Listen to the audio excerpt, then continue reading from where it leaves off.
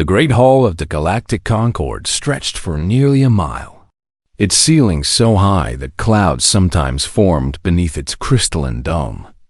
And within this chamber, the 12 elder species had ruled the galaxy for 40,000 years without challenge or question. Ambassador Talvex of the Sovereignty stood at the central podium, his forearms folded behind his back in a posture his species considered generous and patient. And his scaled face showed what passed for a smile among his kind as he watched the human delegation enter through the massive doors at the far end of the hall. The humans looked so small, he thought to himself, so fragile and temporary compared to the beings who surrounded them on every side. There were only 5 of them walking across that endless floor, while thousands of alien eyes watched from the tiered galleries above. And Talvex noted with amusement that they did not bow or lower their gaze as other young species had done when summoned to this place. The leader of the human group was a woman with gray hair and sharp eyes, and she wore a simple uniform of dark blue that bore none of the elaborate decorations favored by other species. When they came to beg for mercy or plead for better terms, her name was Admiral Helena Vasquez, and she commanded all of humanity's military forces across their small corner of the galaxy.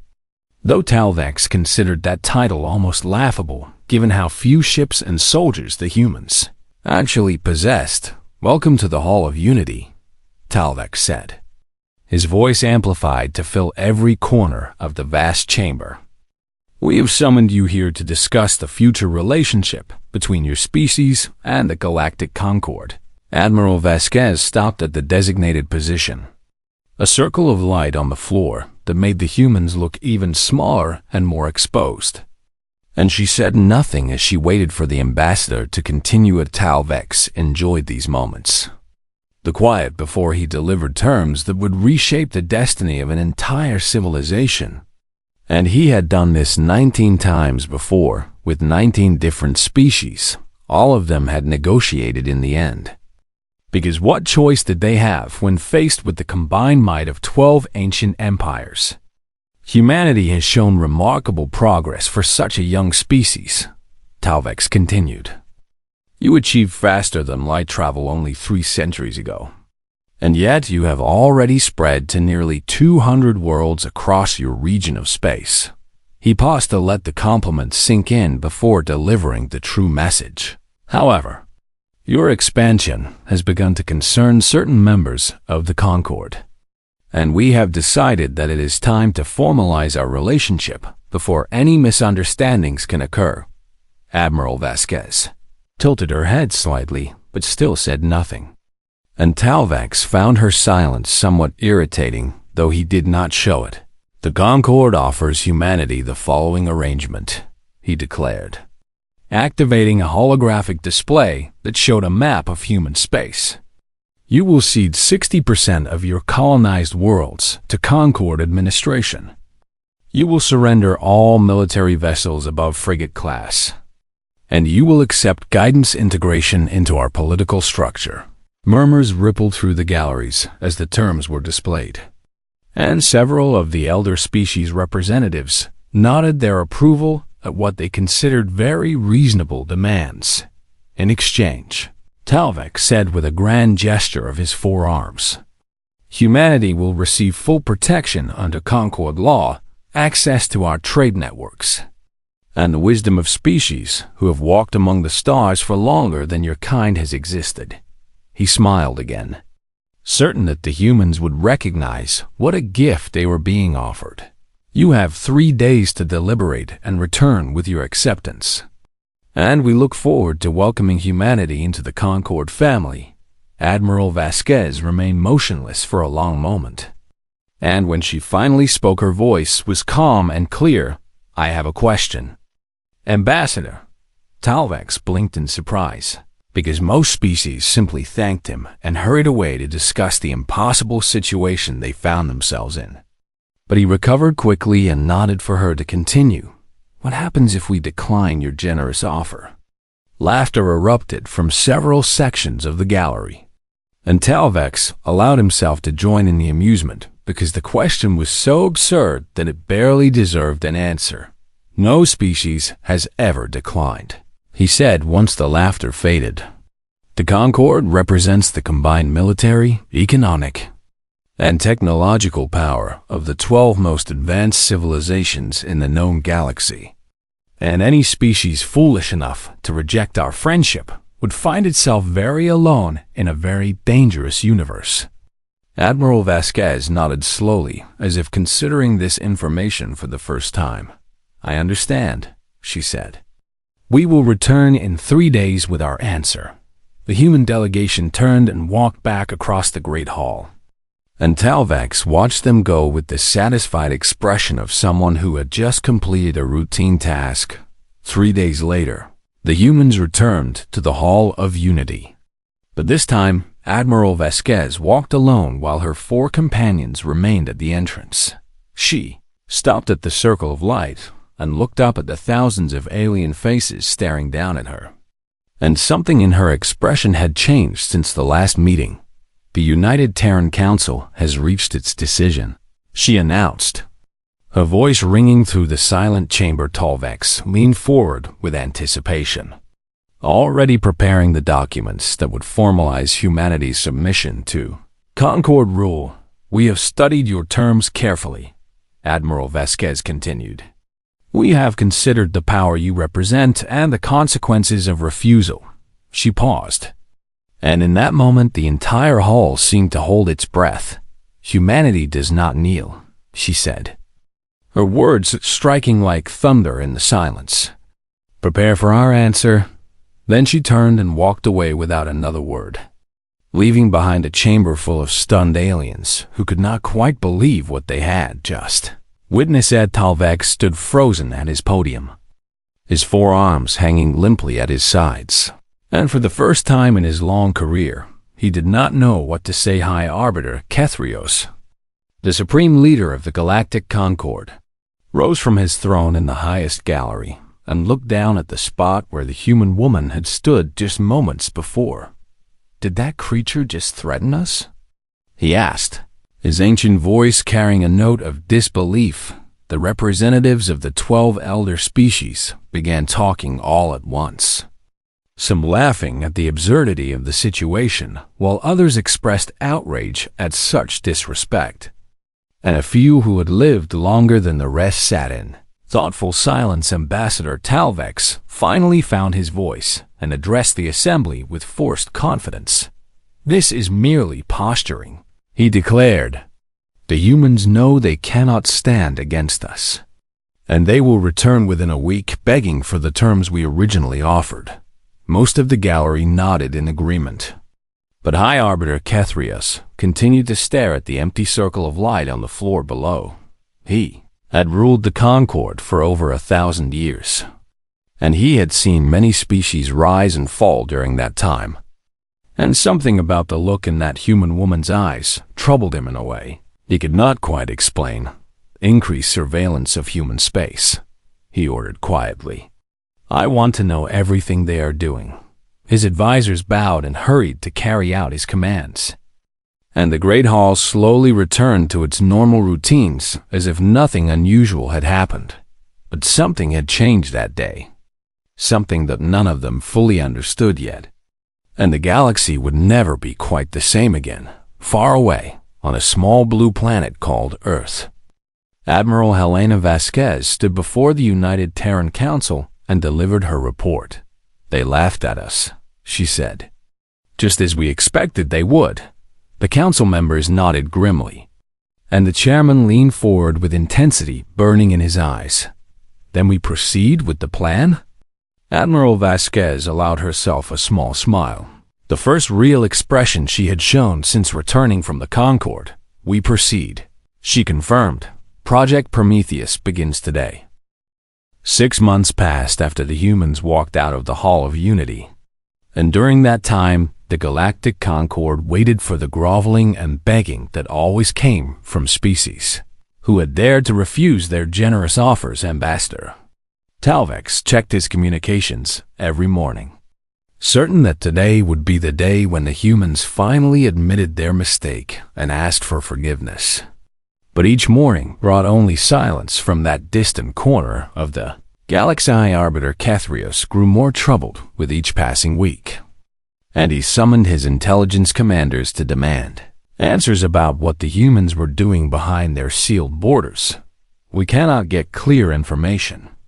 "Aye, Arbiter," admitted Commander Ithsul, his reptilian face showing embarrassment. "The humans have retrieved all communication buoys near their space, closed all trade routes, and stopped responding to any signals we send." Kethrios drummed his clawed fingers on the arm of his throne, a habit he had developed during times of deep thought. "What about our spy networks?" he asked.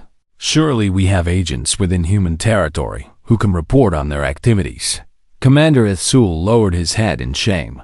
"All of our agents have gone silent, High Arbiter, and we believe they have either been captured or eliminated."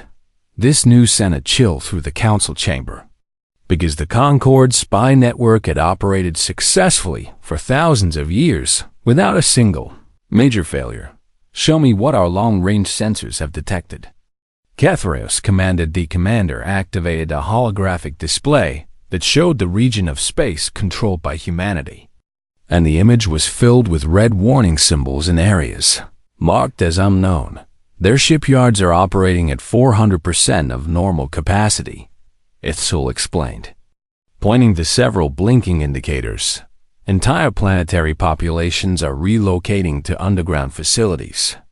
Civilian vessels are disappearing from their normal routes, only to reappear later with strange modifications." He hesitated before continuing. "And there are whispers of something called Project Prometheus, though we have no idea what it might be." Ambassador Talvek scoffed from his position near the throne. "This is all theater," he insisted. "The humans are trying to frighten us into offering better terms, but they know as well as we do that they have no hope of defeating our combined fleets." Kethrios was not so certain, and he ordered a diplomatic flotilla sent to human space with offers to reopen negotiations. "We will show them that we are reasonable," he said, "and perhaps they will be willing to discuss modified terms that preserve their dignity while still achieving our goals." The flotilla consisted of 12 ships carrying ambassadors from each of the elder species, and it was escorted by 20 warships to ensure safe passage through potentially hostile territory. They crossed into human space on a clear morning according to standard galactic time, broadcasting messages of peace and friendship as they traveled toward the nearest human colony. Then they vanished. No distress signals reached Concord space. No debris was detected by long-range sensors, and no explanation was offered for what had happened to 32 ships and over 5,000 beings. Kethrios stood in his private chambers and stared at the star map before him, his ancient mind struggling to understand how an entire flotilla could simply disappear. He sent a demand for answers through every communication channel available, threatening severe consequences if the humans did not explain what had happened to his ships and diplomats. The response came 3 days later in the form of a single transmission containing one human word: soon. That word echoed through the halls of the Concord like a curse. And for the first time in millennia, the elder species began to feel something they had long forgotten how to name the humans. They would later learn called it dread on Earth and across the 200 worlds of human space. Work continued at a pace that would have broken any other species' factories that had produced consumer goods, now manufactured weapons and armor. Universities that had taught philosophy and art now trained soldiers and engineers. And children who had dreamed of peaceful careers now prepared to fight for the survival of their entire civilization. Admiral Helena Vasquez traveled from world to world, inspecting the preparations and speaking to the workers and soldiers who would carry out the plan she had helped create on the mining colony of New Pittsburgh. She watched as engineers hollowed out asteroids and installed engines and weapon systems inside the empty shells, creating warships that looked like nothing more than drifting rocks to enemy sensors. "How many can you complete before they come for us?" she asked the lead engineer. 3,000. "Admiral," the woman replied with exhaustion in her voice but fire in her eyes. "Maybe more if we can get additional materials from the outer colonies." Vasquez nodded and moved on to the next station, where technicians were converting civilian freighters into troop carriers and supply ships on the agricultural world of New Eden. She visited training camps where civilians were learning to become soldiers in a matter of months rather than years. "They will come with weapons that can destroy cities," she told the assembled recruits. "They will come with ships that can block out the sun. And they will expect you to surrender because that is what every other species has done." When faced with their power, she paused and looked at their faces, seeing determination where others might have expected fear. "But you are human," she continued. "And we do not surrender, we do not kneel. And we do not die quietly when someone tries to take what is ours." The recruits cheered, and Vasquez allowed herself a moment of pride before returning to her shuttle and heading for the next world on her list in the Sol system. The most secret part of Project Prometheus was taking shape around humanity's home star. Thousands of satellites were being positioned in precise orbits, each one containing technology that had been developed in secret over the past 50 years. And together, they formed a network that would turn the sun itself into a trap for anyone foolish enough to attack Earth. The scientists who had created this technology called it a stellar containment field. And when activated, it would lock every ship within the system in place. Unable to use faster than light engines to escape, it will only work once. The lead scientist warned Admiral Vasquez during her inspection visit. "And we will need to let their entire fleet enter the system before we can spring the trap." Vasquez understood the risk, because if something went wrong, then Earth itself would be defenseless against the largest armada the galaxy had ever assembled. "We will only get one chance to change the course of history," she said. "We had better make it count." Back in Concord space, the elder species were finally beginning to take the human threat seriously. High Arbiter Kethrius called an emergency session of the full Concord Council, something that had not happened in over 2,000 years. And every species sent their highest leaders to attend. "We have underestimated these creatures," Kethrius admitted, his voice heavy with an emotion that might have been regret. "They have proven to be more resourceful and more determined than any species we have encountered before." Ambassador Talvex, who had been demoted from his position after the flotilla disaster, sat in silence near the back of the chamber. "I propose that we assemble a punitive fleet," Kethrius continued. 800 warships from all 12 species. Enough firepower to crush any resistance the humans can mount. The council voted unanimously in favor of the proposal, and orders went out across Concord space to gather the largest military force in galactic history. Admirals who had never fought a real battle prepared for what they expected to be an easy victory, and soldiers who had never faced an enemy who refused to surrender looked forward to adding another conquest to their records. None of them understood what was waiting for them in human space. None of them knew that the silence from humanity was not the quiet of fear or despair, but the calm before a storm that would shake the foundations of everything they have built over 40,000 years. The third expeditionary fleet gathered at the edge of human territory, 800 ships arranged in perfect formation, and Admiral Ivmarek stood on the bridge of his flagship and prepared to lead the attack, set course for the Arcturus system. He commanded, "It is time to teach these humans the price of defiance." The fleet jumped into faster than light travel, carrying the hopes of the Galactic Concord toward a destiny none of them could have imagined, and across human space, Millions of eyes turned toward the stars as word spread that the enemy was finally coming. The waiting was over. The war had begun. The third expeditionary fleet of the Galactic Concorde dropped out of faster-than-light travel at the edge of the Arcturus system, and Admiral Marek stood on the bridge of his flagship with absolute confidence in his victory. 100 warships spread out behind him in perfect formation, representing the combined military power of 12 ancient species. And he could not imagine any force in the galaxy that could stand against such might.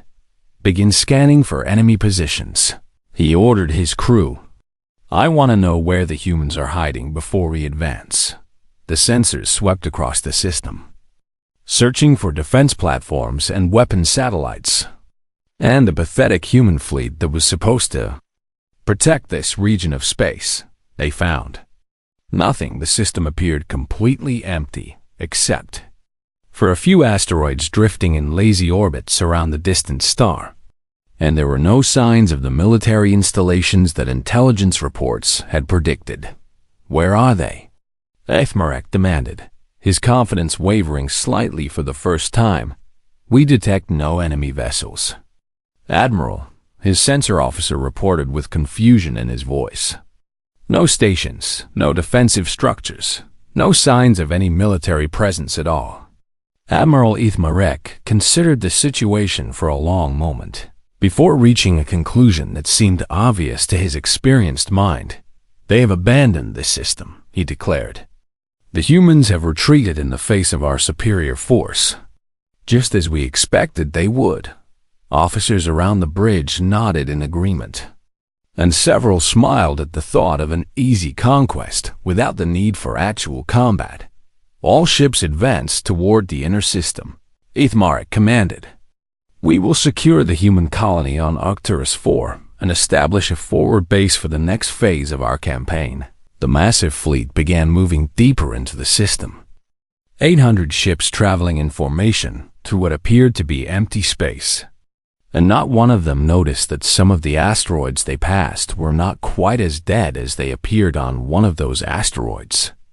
Captain Maria Santos sat in the cramped cockpit of her hidden vessel and watched the enemy fleet pass within a few thousand kilometers of her position.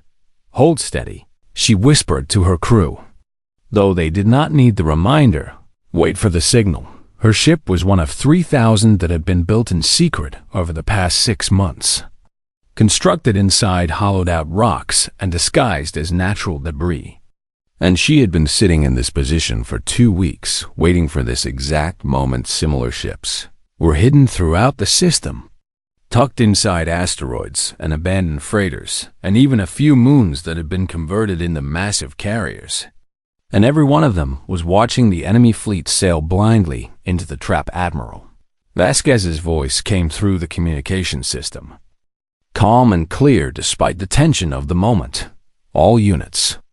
This is Fleet Command, she said. The enemy has taken the bait, and they are now fully committed to the engagement zone. A pause followed, and then the words that every human in the system had been waiting to hear. Execute Operation Awakening. The asteroids began to move all across the system. What the Concorde had dismissed as rocks and debris suddenly came alive with the glow of engine drives. And thousands of human vessels emerged from their hiding places, like predators springing from ambush. Admiral Marek stared at his sensor display in horror as red dots appeared everywhere, surrounding his fleet on all sides. And the numbers kept climbing until they exceeded anything he had ever seen in his long career. All ships, battle stations. He shouted, but his voice cracked with a fear he could not hide. Form defensive positions and prepare for combat. The Concorde fleet tried to respond, but they had been caught completely off guard, and their formation broke apart as individual captains struggled to understand what was happening. The human ships attacked from every direction at once, small and fast compared to the massive Concorde warships, and they used tactics that no species in the galaxy had ever encountered before. They did not fight in neat formations or follow predictable patterns, but instead swarmed around their larger enemies like wolves bringing down a bear. Striking at weak points and withdrawing before the Concorde guns could target them, Captain Santos led her squadron against a Concorde battleship that was trying to rally other vessels to its position. And she felt no fear as she dove toward the massive vessel with weapons blazing. Target their engine section. She ordered her gunners. Disable them first, then we take them apart piece by piece. Her ship was tiny compared to the enemy battleship, but human engineers had packed more firepower into her small frame than the Concorde had thought possible. And her weapons tore through the enemy's shields like they were made of paper. Battleship returned fire with weapons designed to fight other capital ships. But they could not track targets as small and fast as the human vessels. And most of their shots went wide while the humans continued their relentless assault throughout the system. The same scene repeated itself hundreds of times as human ships swarmed over the Concorde fleet and tore it to pieces. Admiral, why twice? Marek watched in despair as ship after ship on his tactical display went from green to yellow to red and finally to black. And he could not understand how this was happening. How did they hide so many vessels? He asked no one in particular. Our intelligence said they had fewer than 100 warships in their entire fleet. But there was no time for questions as a group of human ships turned toward his flagship and began their attack. The Battle of Arcturus lasted 11 hours. And when it was over, the humans had destroyed or captured 673 Concorde warships while losing only 40 of their own. But it was not the battle itself that terrified the galaxy. When news of what had happened spread across Concorde space, it was the footage that came after human marines boarded the crippled Concorde vessels to capture or disable them. And they fought in ways that no species in the galaxy had ever seen before. They did not carry elegant plasma weapons or energy shields like civilized soldiers, but instead brought metal blades and chemical propellant guns that seemed primitive until you saw what they could do to an enemy at close range. One recording showed a human marine fighting in a compartment that had been opened to the vacuum of space, wearing nothing but a basic suit that should have been inadequate protection. And she did not retreat even as the cold and radiation slowly killed her. Another showed a soldier whose arm had been severed below the elbow continuing to fight with his remaining hand, refusing to stop until he had planted explosives on the enemy bridge and detonated them with himself still inside. The Concorde had studied human history when they first decided to bring this species under their control. And they had read about places called Thermopylae and Stalingrad, and something called the Long March where humans had fought against impossible odds and refused to surrender. They had dismissed these as primitive conflicts between primitive people who did not know any better. Now they understood what those stories really meant. Humans did not fight because they thought they would win, and they did not surrender when the odds turned against them, because giving up was simply not something their biology allowed them to do. They would fight until they were victorious or until every last one of them was dead. And there was no middle ground between those two outcomes. High Arbiter Kethrius watched the footage in his private chambers, and for the first time in his 1,000-year life, he felt true fear gripping his ancient heart. What have we awakened? He whispered to the empty room. Admiral Marek was among the few Concorde officers who survived the battle, having been captured when his flagship was boarded after its engines were destroyed. He expected to be tortured or executed, because that was what the Concorde did to enemy commanders who had failed so completely. Instead, Admiral Vasquez visited him in his cell and asked if he wanted something to drink. "Why are you being kind to me?" he asked. Genuinely confused by her behavior, Vasquez sat down across from him and poured 2 glasses of a human beverage called coffee. "Because we are not monsters," she said simply. "We did not start this war, and we do not enjoy killing." She pushed one of the glasses toward him. But make no mistake, Admiral, we will finish what you started, and everyone who stands in our way will share the fate of your fleet. Ithmarek looked at the human woman and finally understood what the Concord had missed when they decided to threaten her species. They had seen a young civilization with primitive weapons and limited territory, and they had assumed that meant the humans were weak. But the humans were not weak. They were simply patient, waiting for the right moment to show the galaxy what they were really capable of, and now that moment had come. 1 year after the Battle of Arcturus, the war had transformed in ways that no one in the Galactic Concord could have predicted. Humans did not try to conquer territory or occupy worlds as other species had done in past conflicts, but instead they struck at the things that held the Concord together and then disappeared before anyone could stop them. Supply convoys vanished without a trace, leaving entire fleets stranded without fuel or ammunition. And shipyards that had operated for thousands of years were reduced to debris by human raiders who seemed to appear from nowhere. Communication hubs that connected the 12 elder species went silent one by one, making it impossible for the Concord to coordinate its forces or share intelligence about enemy movements.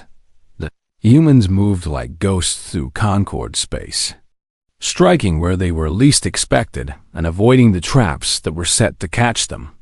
And every time the Concord thought they had figured out the human strategy, something new and unexpected would happen. But the most devastating weapon the humans used was not bombs or missiles or soldiers. It was truth human.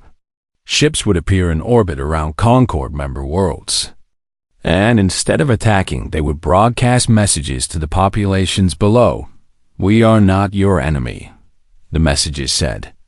"The Concord tried to enslave us just as they enslaved your ancestors, and we refused to accept chains." They showed evidence of what the Concord had planned for humanity: the forced relocations and political absorption and the slow erasure of human culture that would have followed if they had accepted the ultimatum. They showed records of what the Concord had done to other species in the past, the civilizations that had been absorbed and forgotten, the peoples who had been reduced to servants and laborers for the elder races, and they showed what humanity was offering instead: a galaxy where every species would be equal, regardless of how old they were or how much power they possessed. Younger species of the Concord, those who had been conquered and absorbed thousands of years ago, began to listen on world after world. Rebellion sparked against Concord rule, and species that had been loyal servants for millennia suddenly remembered what it meant to be free. High Arbiter Kethrios watched his empire crumbling from within, and he knew that he had to do something dramatic to turn the tide of the war.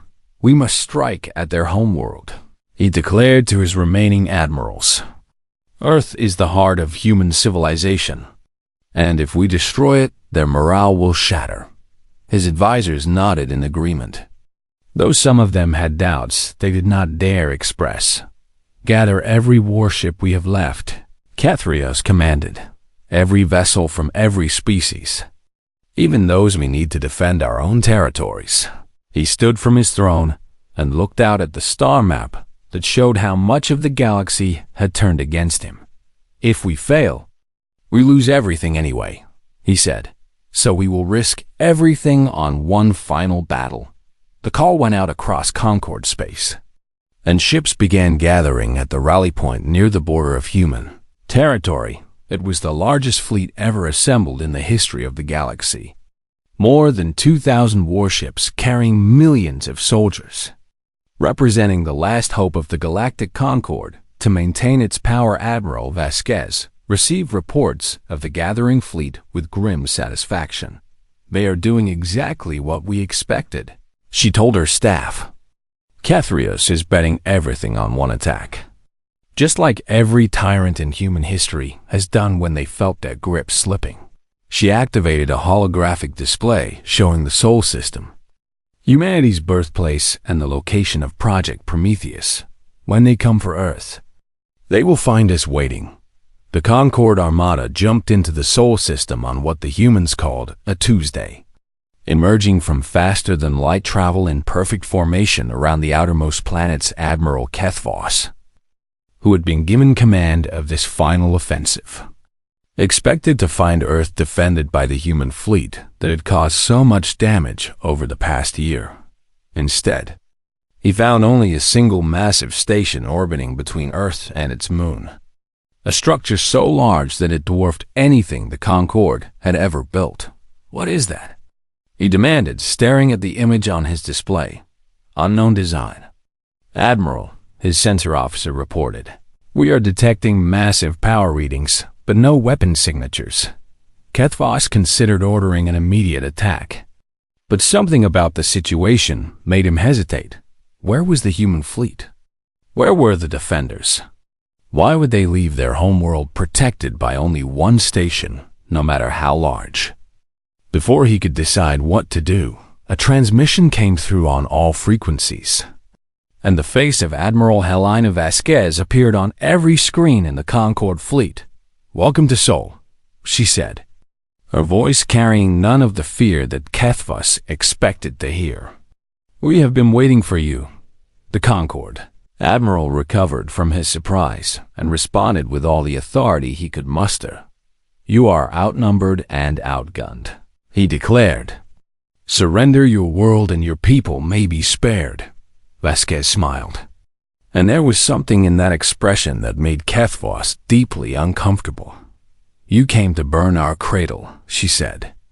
"We thank you for gathering in one place." Before Kethvos could respond, the sun flickered. It was subtle at first, barely noticeable, but the sensors on every Concorde ship detected a change in the star's output that should have been impossible.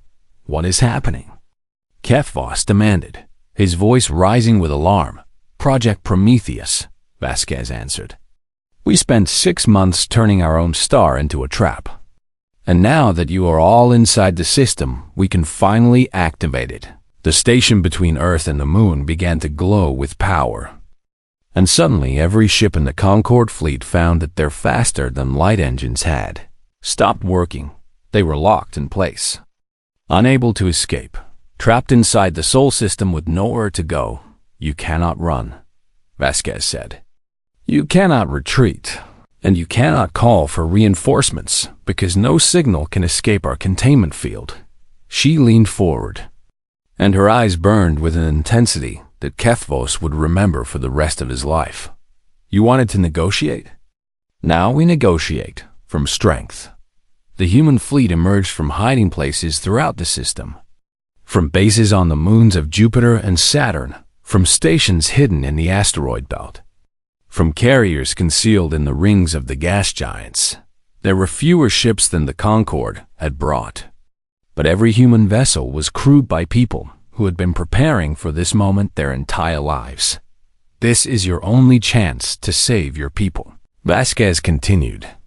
"Order your fleet to stand down and accept our terms, or we will destroy every ship in this system." Admiral Kethvos looked at his tactical display and saw the trap that had closed around his fleet, and he knew that he had led his people into a slaughter. But he was a warrior of the Concorde, proud and defiant to the last, and he could not bring himself to surrender. "All ships, attack," he commanded. "If we are to die, we will die fighting." The battle that followed was brutal and bloody, and it lasted for 3 days as the trapped Concorde fleet tried desperately to break through the human lines or destroy the station that held them prisoner, but the humans had been preparing for this fight for longer than the Concorde had been planning their attack, and every tactic the aliens tried had already been anticipated, and Kethvos' flagship was destroyed on the 2nd day, and he died still refusing to believe that his ancient civilization could be defeated by such a young species by the end of the 3rd day. The Concorde Armada had been reduced to less than 100 ships, all of them damaged and low on ammunition, and crewed by beings who had lost all hope of victory. Admiral Vasquez broadcast one final message to the survivors. "You have fought with courage, she acknowledged. But this war is over, and further resistance will only result in more unnecessary death. She paused to let her words sink in. Surrender your vessels, and you will be treated with dignity and respect. Because that is what humans do, even to those who tried to destroy us, one by one. The remaining Concorde ships powered down their weapons and signaled their acceptance of human terms. The Battle of Sol was over, and with it the war that had threatened to consume the entire galaxy in the Great Hall where the ultimatum had been delivered. Almost 2 years ago, the leaders of the 12 elder species prepared to face a future they had never imagined possible. The Treaty of Sol was signed on the bridge of the UTS Unconquered, the flagship of Admiral Helena Vasquez and the largest warship humanity had ever built. And the ceremony was broadcast to every inhabited world in the galaxy. High Arbiter Kethrios walked through the corridors of the human vessel with guards on either side of him. And he tried to maintain the dignity that his position demanded even though everything he had built was crumbling around him. He had ruled the Galactic Concorde for over 1,000 years, commanding the respect and fear of trillions of beings across countless star systems. And now he was walking to sign papers that would end his power forever. The bridge of the Unconquered was smaller than Kethrios expected, functional rather than impressive. And he noticed that the human crew did not bow or show any special deference.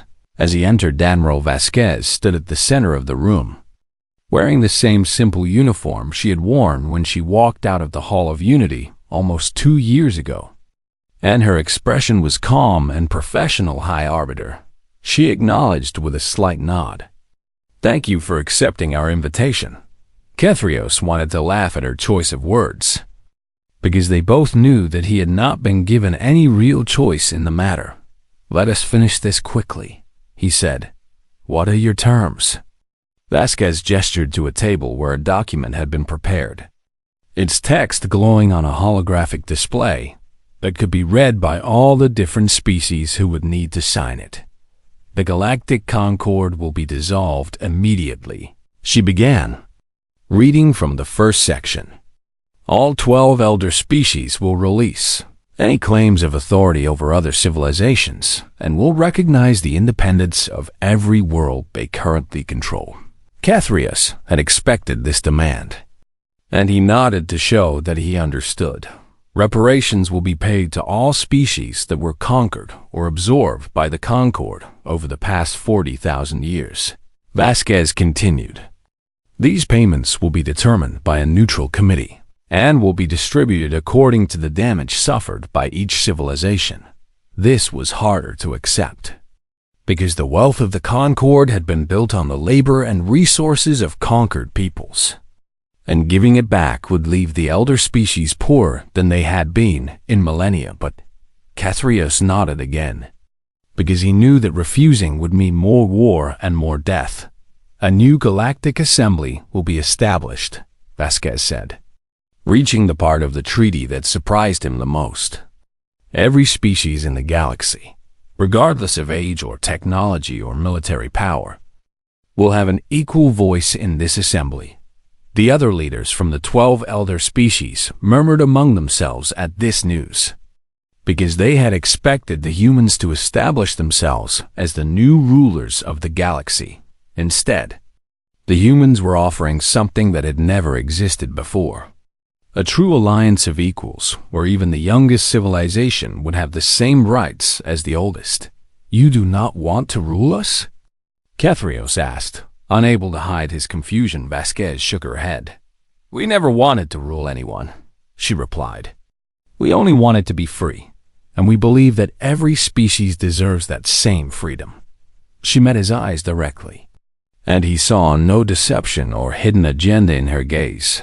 The galaxy has been controlled by the strong for too long, she continued. It is time for something new, something better. And we hope that even you can be part of building that future. Kethrios considered her words carefully, and he realized that he had been wrong about these creatures from the very beginning. He had seen their youth and their small territory and their primitive weapons. And he had assumed that meant they were weak and could be easily controlled, but the humans had never been weak. They had been patient and clever and determined, waiting for the right moment to show what they were truly capable of. And when that moment came, they had changed the course of galactic history. "There is one final condition," Vasquez said, her voice becoming more serious.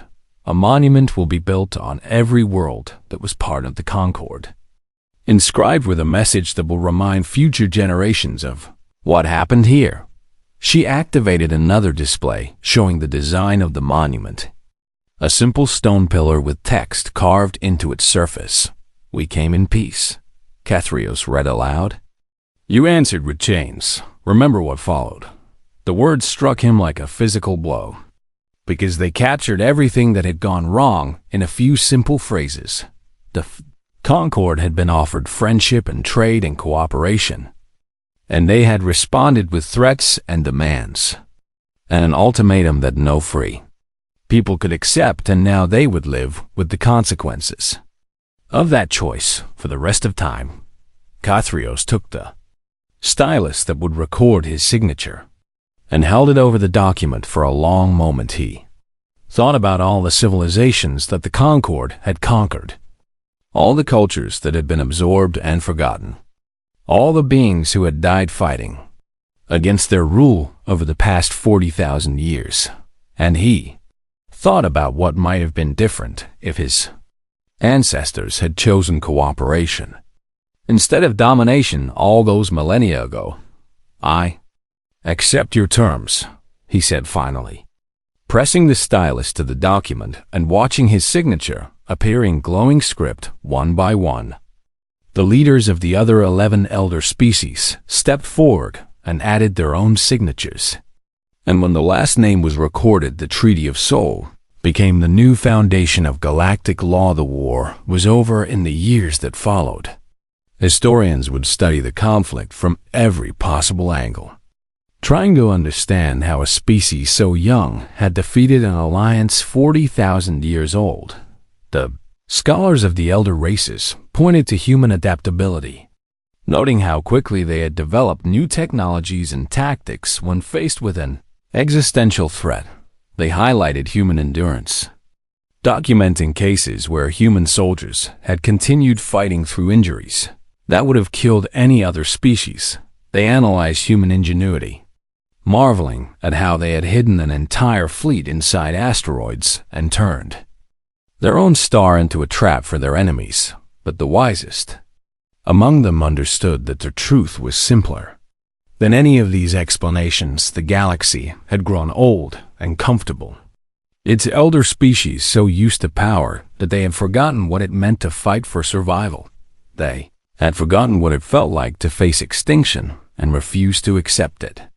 To look into the void and say that they would not go quietly into darkness. Humanity had never forgotten. They carried the memory of every struggle in their history, every battle against impossible odds, every moment when they had chosen defiance over surrender, and when the galaxy tried to snuff out that fire. They learned the oldest lesson in the universe: some species are not conquered, no matter how much force is used against them. Some species do not break, no matter how hard they are pushed. Some species, when they are backed against a wall with no way out, do not negotiate or plead or beg. They become the Storm Admiral Helena Vasquez, retired from military service 5 years after the Treaty of Soul.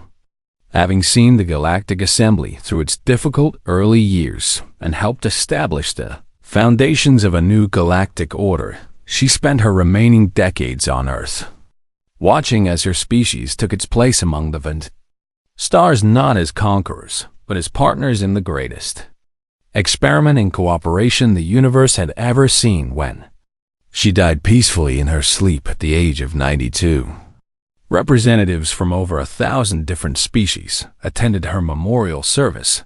High Arbiter Kethrios, now an advisor to the Galactic Assembly rather than its ruler, gave a speech that would be remembered for generations. "She defeated us in war," he said, looking out at the crowd of beings from across the galaxy. But her greatest victory was showing us that there was a better way.